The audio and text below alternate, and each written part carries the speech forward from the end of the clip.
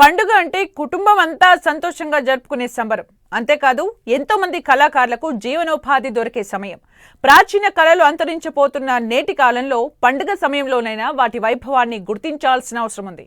టీవీలు, సెల్ ఫోన్లు, ల్యాప్టాప్లను కాసేపు కట్టేసి ఇంటిల్లిపాది పండుగ సంబరంలో మునిగి తేలాల్సిన సమయం ఇది. అంతేకాదు కళాకారుల విన్యాసాలను తిలకించాల్సిన అద్భుతమైన పండుగ సంక్రాంతి. కోనసీమ జిల్లా ఆత్రేయపురంలో సంక్రాంతి సంబరాల్లో పగటి వేషగాళ్లు, సోది చెప్పే అమ్మలు, బుర్రకథ కళాకారులు ఇలా ఎంతో మంది సందడి చేస్తున్నారు. ఆ కళా వైభవాన్ని మా ప్రతినిధి బలరాం మనకు అందిస్తారు.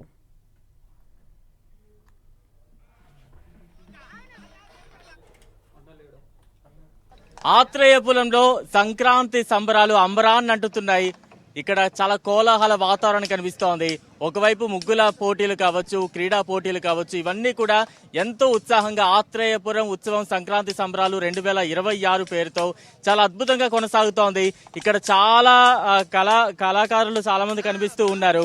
సంక్రాంతి పండుగ వచ్చిందంటే కూడా వీరందరూ వస్తేనే సంక్రాంతి పండుగ పూర్తయింది, ఒక నిండుదనం వచ్చింది అనేది ప్రతి ఒక్కరు భావిస్తూ ఉంటారు. హరిదాసులు కావచ్చు, చిలకమ్మ, సోదమ్మ చెప్తా అన్న వాళ్ళు కావచ్చు, రకరకాలు అందరూ ఉన్నారు. వారందరితో కూడా మాట్లాడించే ప్రయత్నం చేద్దాం. నమస్తే అండి. ఎలా ఉంది ఈ సంక్రాంతి సంబరాలు? సంక్రాంతి సంబరాలు అంబరాన్ని అంటే విధంగా ఈనాడు కోనసీమ ఉత్సవాల్లో భాగంగా ఆత్రేయపురం గ్రామంలో మన యొక్క ఎమ్మెల్యే గారి ఆధ్వర్యంలో అందరూ కూడా సంక్రాంతి శుభాకాంక్షలు, పండగంతా కూడా వైభవంగా జరుపుకోవాలని హరినామ సంకీర్తన చేసుకుంటూ హరికి దాసులమైన మేము శ్రీమద్రమణ గోవింద్రో హారి భావములో నా భాగ్యమునందున గోవింద గోవింద అని కొలువవు మనసా చూస్తూ ఉన్నాం కదా, హరిదాసులు ఇక్కడే ఉన్నారు. మరోవైపు సోది చెబుతానమ్మా అంటూ కూడా ఇవిడ వచ్చింది. మరి ఈ సంవత్సరం సంక్రాంతి ఎలా ఉంటుంది, ఎలా మీరు సెలబ్రేట్ చేసుకుంటారు, ఏం చెప్తారు? ఏమండి, మరి ఈ సంక్రాంతి సంబరంలో అంబరాన్ని అంటే విధంగా మన జిల్లాలో మన కార్యక్రమం చేస్తున్నారు మన ఎమ్మెల్యే గారు.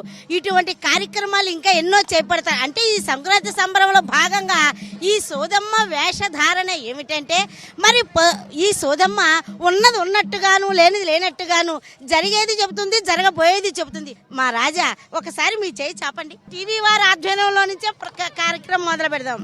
అయితే కుడి చేయి, ఎడం చేయి మహారాజా. ఆడవారికి కుడి చేయి, మగవారికి ఎడం చేయి. అది ఈ రెండు కూడా తేడా ఉన్నాయి మహారాజా. అది సోది చెబుతానయ్యా, సోది చెబుతాను, ఉన్నది ఉన్నట్టు చెప్తాను, లేనిది లేనట్టు చెప్తాను, జరిగేది చెప్తాను, జరగబోయేది చెప్తాను. మా రాజా మీ చేతి రేఖలను పెట్టి మీ చేయి హస్తవాస్తం చాలా మంచిది. అంటే మీ చేతిలో 10 మందికి పెట్టే దానగుణం ఉంది మహారాజా. ఏ విషయమైనా సరే మీరు ముక్కుసూటిగా వెళ్తుంటారు.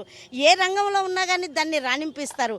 ఏదైనా సరే మీరు పట్టరు, కానీ పట్టారంటే విడిచిపట్టరు. మీ చుట్టూ ఉన్న వాళ్ళు అట్రాక్షన్కి మీరు ఎంతవరకైనా చూస్తారు. అంటే ఎదుటి వాళ్ళకి ఏదన్నా కష్టం వచ్చిందంటే మీరు చెల్లించిపోతారు. మీ కుటుంబానికి వస్తే మీరే పెద్ద. అంతేకాదు మీ కుటుంబంలో ఏ సమస్య వచ్చినా మీరు ధైర్యంగా నెగ్గుతారు. మీకు వచ్చిన బాధ లేదు. మీకు ఖర్చు ఆదాయం 2 సమానంగా ఉన్నాయి మహారాజా. మీకు వచ్చిన భయం లేదు. ఏ రంగంలోనే సరే మీరు అభివృద్ధి చెందుతారు. ఇది సోదమ్మ చెబుతుంది.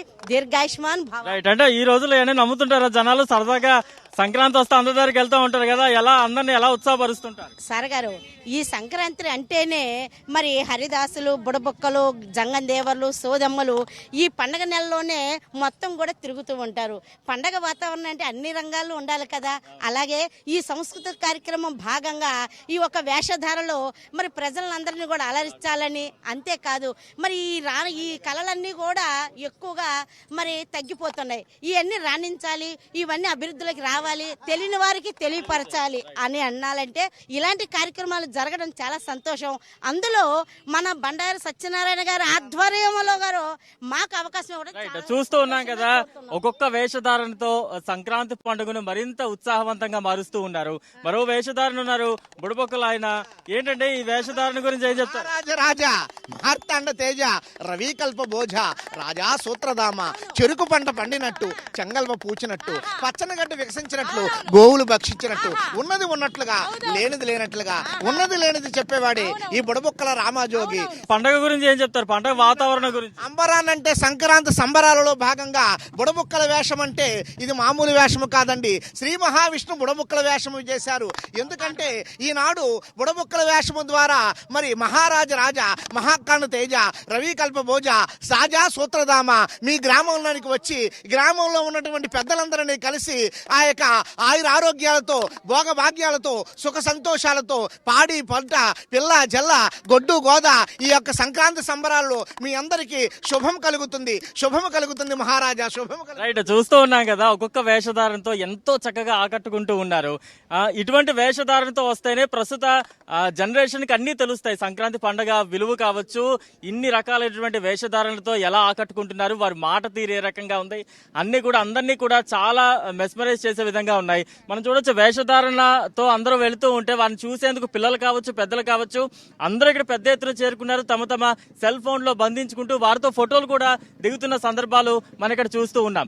మరొక మహిళ ఉన్నారు, ఆవిడేం చేస్తారో తెలుసుకునే ప్రయత్నం చేద్దాం. అమ్మా, సంక్రాంతి శుభాకాంక్షలు. ఏం చేస్తున్నారు మీరు? ఏం చేస్తారు? హొయ్యా రే హొయ్యా హొయ్యా హొయ్యా రే హొయ్యా హొయ్యా హొయ్యా రే హొయ్యా హొయ్యా హొయ్యా రే హొయ్యా హొయ్యా చూడా చక్కని తల్లి చుక్కల్లో జాబిల్లి నవ్వుల్లో నాగా మల్లి మా పల్లె పాల వెళ్ళి చూడా చక్కని తల్లి చుక్కల్లో జాబిల్లి నవ్వుల్లో నాగా మల్లి మా పల్లె పాల వెళ్ళి మళ్ళీ జన్మంటూ ఉంటే ఓయమ్మో